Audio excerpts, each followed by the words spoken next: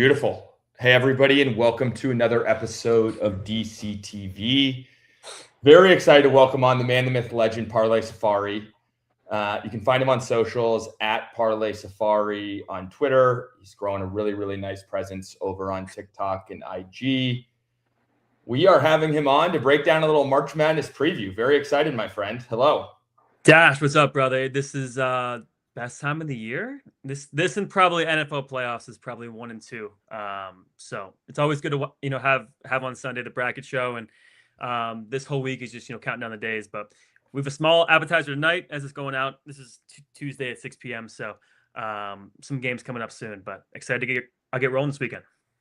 Last time you were on was very early in the DCTV era. And you still to this day have one of potentially the best takes ever aired on this program. Take us back to what that was, and let's see if we can recreate some of that magic here tonight. Yeah, man. We were just talking, and you just hit me with first question: who was one team top seed that can go down early? And at that point, I think there was only one other 16 seed to ever win, which was UMBC against Virginia. And I just said I like the matchup here for FDU against Purdue. They have the ability to stop eating in the paint, and they beat them flat out. Just absolutely dominated that game. So that was 3 years ago now, 2 or 3 years ago. So I'm glad to be back on, and hopefully can create some magic now with NIL. I'm not sure any of the 1 seeds are going down this year, but maybe we can find something else. I still remember where I was to that day, and coming off of that podcast, I did sprinkle a bit. I believe it was plus 1,600 or so. Yeah, so thank you very much for that. Absolutely. And looking forward to jump in. For those unfamiliar with Parlay Safari, the dude can handicap it all, whether it be golf, whether it be the major leagues. He has a very proven track record, over 13,000 plays publicly tracked, returning above a 6% ROI in a 12,998 play sample. So impressive to manually go in track all of those. Very, very well done. Looking back at your college hoops history, it's been one of your more profitable sports. Over 170 units, I believe, profited over the last couple of years. Would you say that this is one of your both favorite sports to bet on and most profitable? Yeah, if I were to put them in some sort of category, it's this NFL. Golf's been great over the years, but obviously it's just kind of trying to hammer some outrights. And NBA, especially come playoff time, has been unbelievable. So, but it's college hoops, it's NFL, and that's probably about it. So, but we are well versed across every sport, and I kind of pride myself on being able to cap all the sports. The only stuff we don't do is UFC and boxing, and somehow that's what everyone asks for.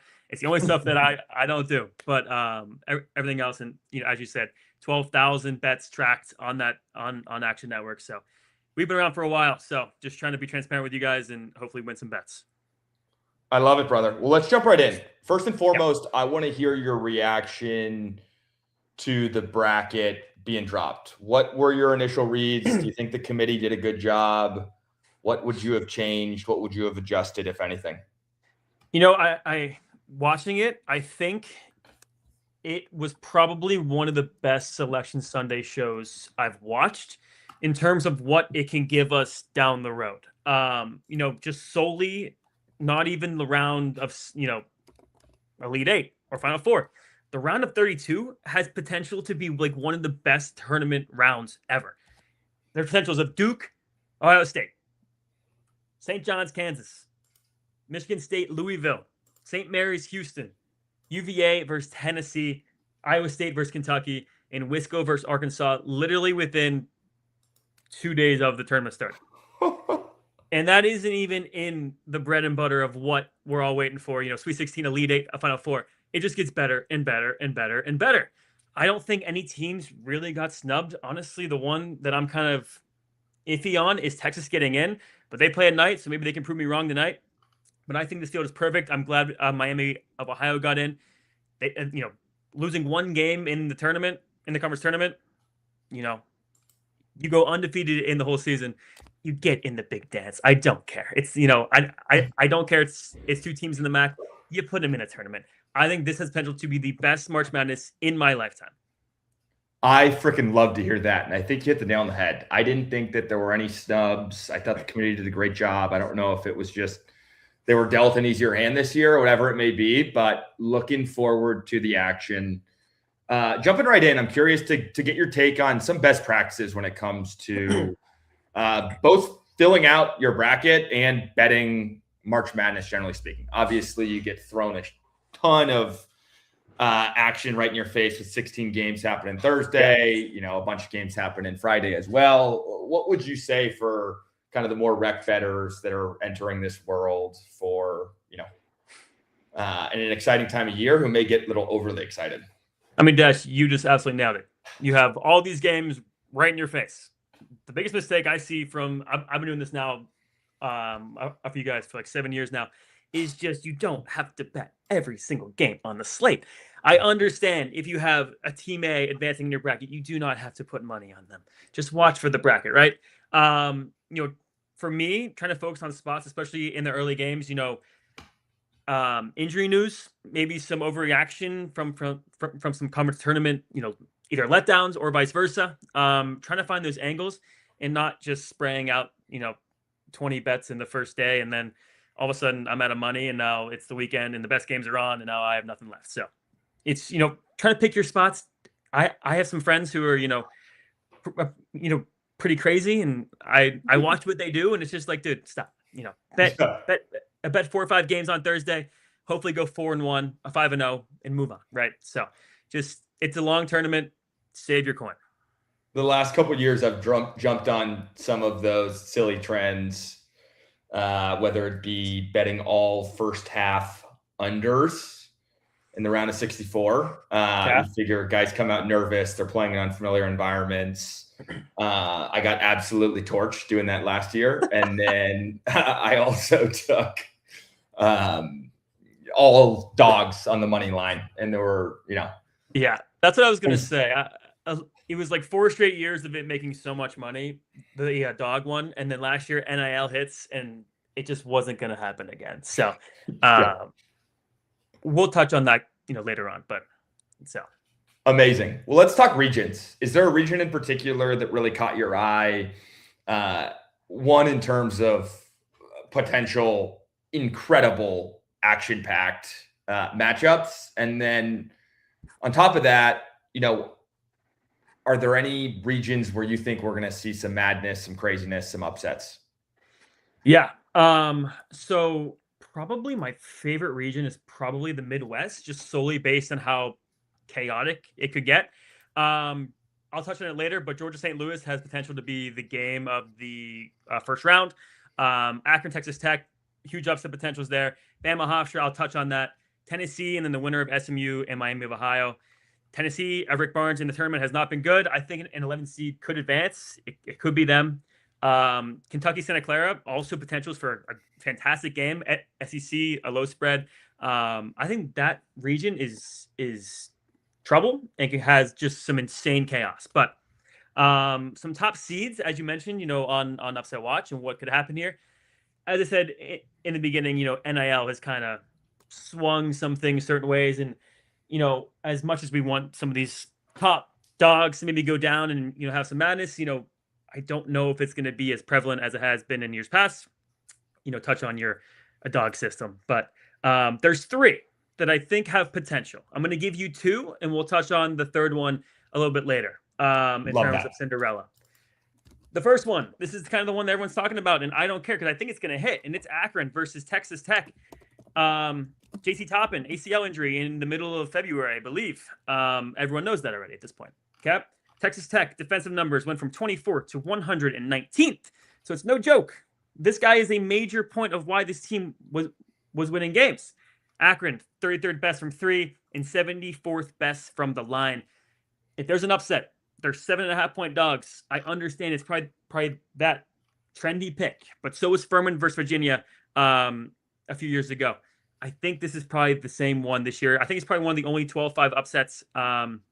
It's just right time, for Texas Tech, just wrong time to lose that guy. So Akron, I think, has a big chance to win that game and take down Texas Tech, who is a 5 seed.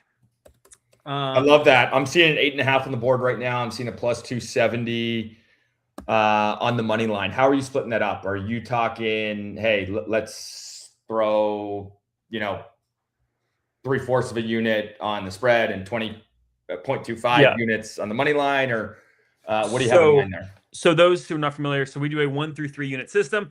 Depending on how much I like a certain play, especially if it's a big dog in March, it could be a 2 unit play on the spread and maybe 0.5 or 0.75 on the ML. But this one is probably going to be a full 2 unit play on the spread, and maybe a full unit on the money line. I think this is the most live dog there is on the board in terms of percentage chance to hit for you. I love that, brother. Good. Is also a 12-5. As I just said, I think one of these wins outright. The other one has the potential to cover. It'll be close. But we're looking at St. John's, Northern Iowa. UNI came in late, right? A 6 seed in their conference tournament. Probably shouldn't have been here. But did you know, 12 seeds and above, UNI has the most games versus top 100 teams. And none of them, they lost by more than 10. All in the 9 and below. The reason why they can cause chaos here, 359th in pace, 22nd best defense. Okay, as you guys know, St. John's plays fast. You get a team who is slow, can shake with some pace. A bad shooting night from the Johnnies can be trouble here. St. John's, Big East, super weak. UConn, St. John's, and Nova, terrible, right? They've had some good years, but they have played absolutely no one. Looking at St. John's preseason, they didn't beat anyone. Their best win was against Baylor, who stinks, who's not even here anymore. So if you're looking for a dog against the, conference-wise, sure, they've run the table. They haven't played anybody. I'm a Georgetown fan. They beat the brakes off of us. We stink. All these teams stink in the Big East. I think you and I, coming in hot with momentum, has a chance to win this game outright as well. I love that. I'm seeing 10.5 on the board right now. I'm seeing a total as low as 130.5. You figure, double-digit spread with the total that low. I love that call from you. I'm seeing money line sitting around plus 440. Yeah, just got to cause some chaos. So, like I said, I think we get one of these two outright. So if you play a unit on both, you make 2 units, in my opinion. I think we get at least one of these 12-5s here. Both these are live dogs for me. That is a beautiful thing. One thing that you've done a fantastic job of throughout the course of the show is bringing a bunch of data to the table. Obviously, we have a full season's worth of data. When you get into this time of year, how much of the calculus when it comes to handicapping is purely based off of the full season's data versus situational spots? We've got a bunch of games in a very, very short period of time. You got teams traveling from all over the place to these regionals. How are you weighing and utilizing the different tools at your disposal, I would say? Yeah, man, it's what makes this, so fun, but so hard at times, because you could pick XYZ team and they are just so good on paper across the board. All their strengths are that team's, weakness. And then they come out and in the first half, they're 6 of 28 shooting. And it's just like, what do you do? But I think just kind of isolating, certain things, especially like what I'm going for is like elite guard play, 3-point shooting, and ability to control that pace is really what I want. And, what team has that best player and can make foul shots, especially down the line. So like an example would be Ohio State against TCU. 2 extremely even teams on paper. Who's the best player in that game? It's Bruce Thornton on Ohio State. Who's the best foul shooting team? It's Ohio State. Okay. Those teams are pretty even. I would take Ohio State solely based off of that. But could the Buckeyes come out and be, as I said, 6 of 28 in the first half shooting and they're down 12? Sure. Right. That's the, trouble of all this, but it's also why we do it and come back every single morning to keep betting. So just trying to find your spots is all I can say. And once again, for those just jumping on, this guy has done it very, very well for a very long time with over 13,000 bets tracked publicly and over a 6% ROI. So Awesome. I want to keep rolling. You've given out 2 awesome reads thus far. We got Akron plus 8.5 and plus 270 on the money line over Tech. We have UNI over St. John's at plus 10.5 on the spread and plus 440 on the money line. What I want to kind of transition to is in your breakdown of UNI St. John's, you mentioned UNI coming in very, very hot, has momentum on their side. What are some other teams kind of jumping off the board at you as rolling in with momentum? Because we know how important that is heading into this week. So I'll first touch on that and say, teams entering hot, I think it has an impact to a degree. Especially teams coming in maybe slower. I'm more looking at how they've been playing, not at the result of what has happened in the games. Are they playing good D? Are they making good reads? Are they getting good shots up? That's really all I care about there. But momentum-wise for a Cinderella is something that I am definitely aiming towards. So I'm going to transition also to a Cinderella team that I think has a chance to win. I'm not going to tell you that they're going to win this game, but I think they got a damn good chance. And I'll tell you what. 3 traits of a Cinderella. Number 1, elite guard. Okay? Who is the guy when it's tied or they're up 2 or down 2, when he has the ball in his hands, you're watching, you're like, oh, damn. He's going to work. 2, 3-point shooting. You got to keep up with these top dogs. You got to make some threes. 3, as I touched on, is the pace. Can you chop it up a little bit? Can you get these guys off their game? You know who fits all of those things in this tournament and is sitting at a 13 seed, and they play a team whose second best scorer just got arrested for smoking some dope.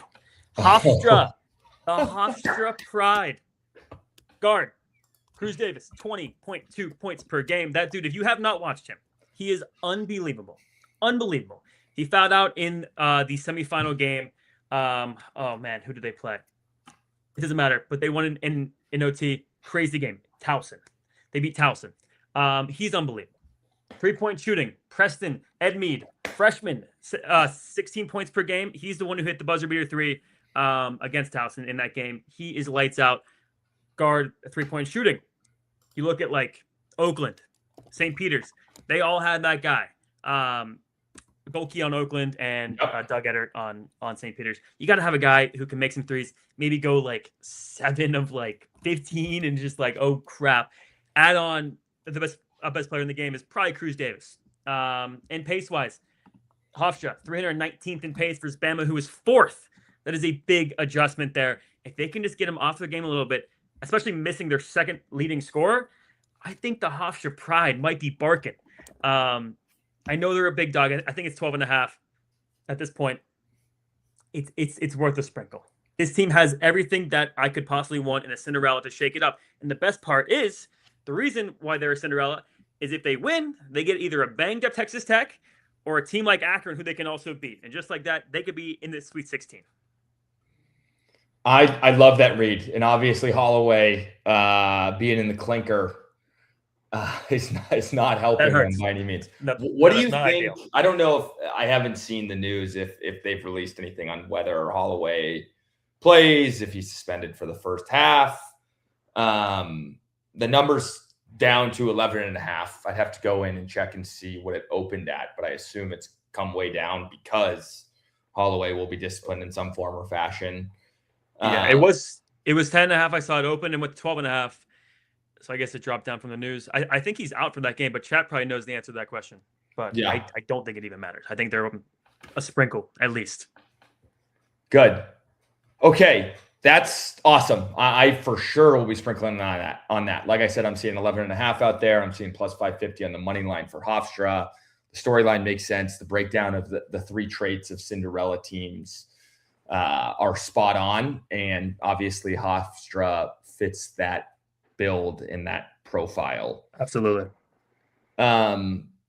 You hit on a couple things earlier just in terms of the importance, really, like pace of play is something that you've really highlighted. Another thing that you hit on is free throws. That's something that I hear time and time again this time of year. I am going to be betting on the team that is better at shooting free throws. What are some other metrics that you're weighing heavily, in particular with these, late game scenarios, in these tighter spreads? I'm not talking the 1 versus 16, the 30-point spread. I'm talking when you get to the nitty gritty, the Sweet 16 spreads in between, 1 and 5 points. Like, what are you valuing the most? I've touched on a bunch of it, but like turnover rate also. As much as I love St. Mary's, they're like 131st in turnover rate.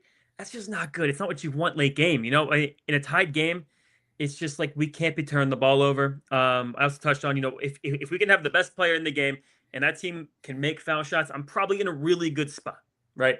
The last thing I want is watching my team go up, down 2, and they're missing the front ends of one-on-ones. It's just like it's hard to win games like that, and it's hard to then put money on teams like that. So free throw percentage, elite guard play, and turnover rate, I think are the top 3 things that I am targeting in terms of a team going a little bit further down the line and winning some games there.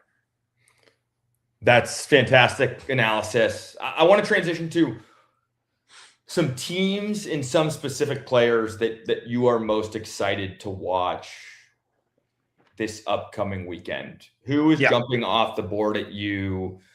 Who has impressed you all year long, both from a team perspective and from an individual player perspective? Yeah, I'll do players and then I'll do a team. The player-wise, I touched on already, is Cruz Davis of Hofstra versus LeBaron Philon of Alabama.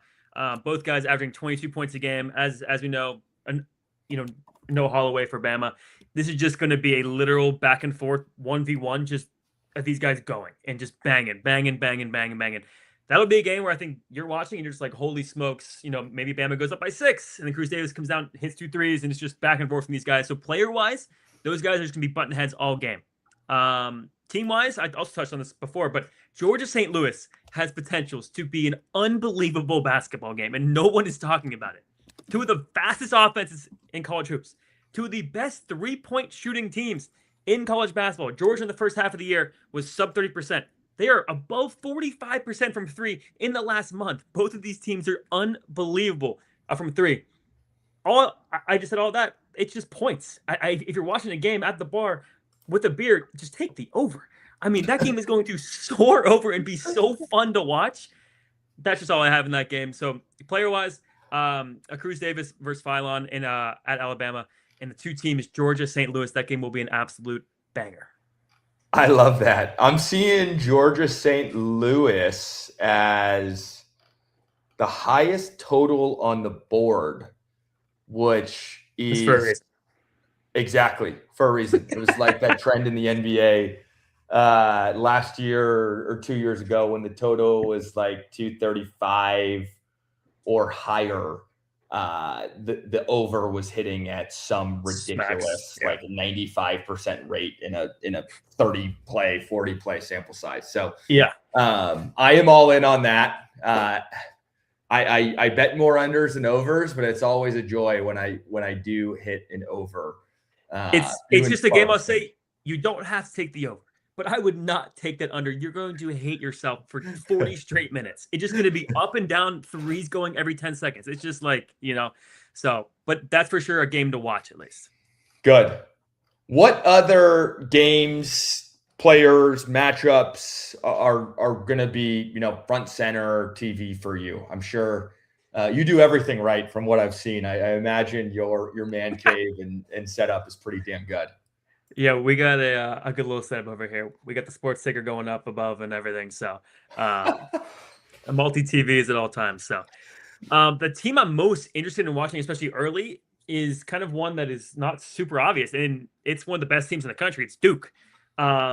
Since they lost Agongba and Caleb Foster for the AC tournament, they struggled. I mean, they almost lost to FSU. Virginia almost beat them there in the championship.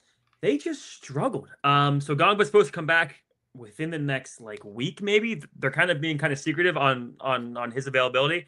And Caleb Foster's out until the Final Four.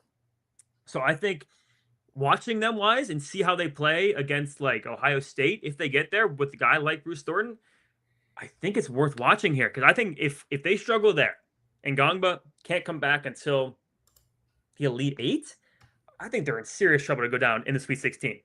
But if he comes back by the Sweet 16, they're the best team in the country, and it's not even close. They are so freaking good. Everyone talked in the first half of the year. Michigan is unbelievable. They beat every team by 1,000, it seemed like. There are a lot of people's team to win here still. I don't hate it. I don't love it, though. Michigan kind of played with their food the last month here. I think that's going to, turn around here. Duke is the best team on paper if they get their guys back, but injuries have really, really hurt them. So I'm curious to see how they react to that stuff, especially all these other teams with like injury issues. Texas Tech, a UNC. UNC's 0-2 without Caleb Wilson. Tech already touched on. So I'm just curious to see how those teams and coaches make those adjustments, knowing how much they've struggled without these guys in those games. Yeah, it will be interesting. To your point, it wasn't a fantastic showing in the conference tournament. I hear nothing but praise from pretty much every analyst on TV covering college hoops about the amount of talent that they have, about the quality of coaching that they have. Yeah. So they got honestly like disrespected so far this year. I mean, they were the 1 seed. I think early March is when they switched over, but everyone was talking Arizona, Michigan, Florida, even for a while as they got hot there. No one was kind of giving these guys credit. I don't know why. Now with these injuries, it's kind of like, who really knows? But they're the best team I've like ever watched, I think. So if they can get their guys back, they can easily win the whole thing here. Yeah, there's a reason they're the shortest team on the board when it comes to winning it all. Michigan not far after them. I'm seeing Duke at plus 350, Michigan plus 370, Arizona plus 380, and there's a pretty big gap between those three. And Florida at 7.5 to 1. Yeah. Speaking of who will win it all, you just gave great reasoning as to why Duke can be that team if they can get fully healthy. Yeah, I do want to close on any kind of maybe medium to long shots outside of Duke for our 2025-2026 NCAA basketball champion. Before we get there, do you have any other games that you like? You've given some awesome analysis and a handful of free plays thus far. Yeah. I'll give a play that I'm for sure going to be taking, and it is I'm not sure what day it's on actually, but it is Miami money line versus Missouri. This Miami team is really, really, really good. And for those who've been betting this year on college hoops and have been, in tune, they've gotten some really short lines all year. Kind of some spots where you see like Miami and at home, and they're like 2-point dogs to XYZ, and you're just like, this team is way better record wise. They take the other side, think it's sharp, and Miami just rolls by 25. It's what they've done all year. A new coach this year. They are fantastic. 8th best team field goal percentage wise, and they take the 2nd most shots in the paint. If you want efficiency wise, this team is not really going in slumps. It's kind of what they do. They just get the ball inside and they score. So getting them at, I believe they're minus 110. I think they go deep here, especially as a 7th seed. So I'm going to take Miami on the money line against Missouri. I love that. That's one of those fun 7-10 matchups. This may be the closest. Yeah, spread's low. On the board right now. Folks that are listening should go ahead and get that in, because I'm seeing some shops that have moved up to 120 and even one minus 130 out there. So there's still a couple minus 110s available. Go get to that. That's a great read by you. Beating the move there. Just to recap things, I want to run through the awesome analysis. Anybody can rewind and listen to your breakdowns.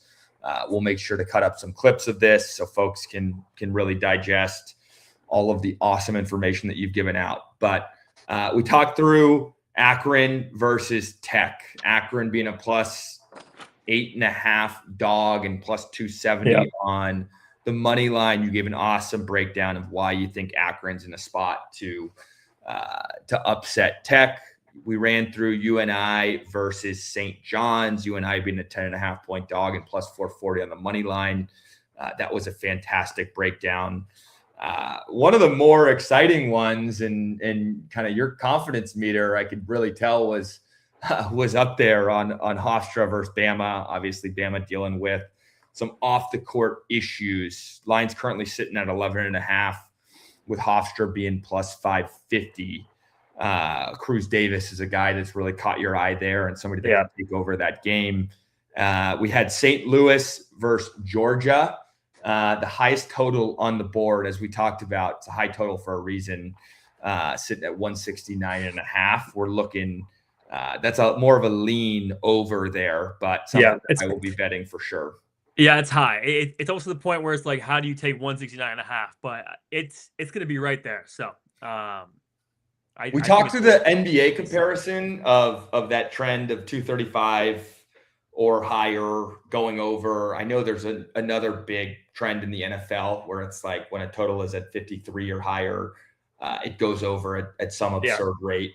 So I love that. And once again, I will most definitely be playing that. And then the last play that you have given out was Miami money line minus 110 over Missouri. So you've been very generous. I appreciate that. These you do give out free plays rather consistently on socials, but this is a treat for anybody listening. So I appreciate that.